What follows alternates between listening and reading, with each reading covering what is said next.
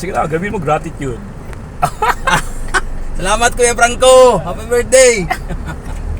Happy birthday, kuya. Salamat. Thank you. Oo, gratitude. Gratitude. Gratitude.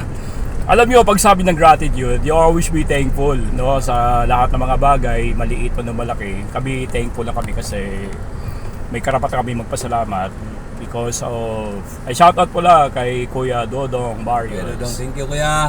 Thank you so much. Our DSRE in LTO. Of course, amit namin doon of course, aming Commander-in-Chief sa Task Force, Durian, Captain Rubia. Okay, so ganun po.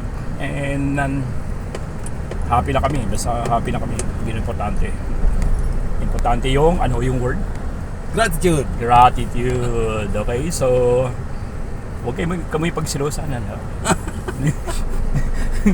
Huwag kayo magsilusa nagpaupaw ng ganit tayo para dilinin sa competitor. Oo. Actually, happy lang. Happy lang na mas importante. Ikaw, malungkot ka. Ikaw bahala sa buhay mo, malungkot ka.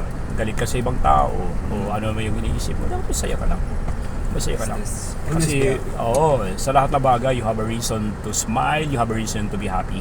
Amen. Kasi ang happiness, hindi mo, libre. Happy ka lang. Hindi naman ibig sabihin na happy ka kasi marami kang pera, happy ka kasi meron kang malaking achievement. Kahit sa maliit na bagay, pasalamatan mo pa rin. Ngayong umaga, binigay tayo ng Lord another day. Ito, pasalamatan natin. Maraming tao doon na they don't have a license to wake up. Tayo, healthy pa rin. Ang nakainis lang kasi gwapo pa rin. Okay, maraming salamat. I love you everyone.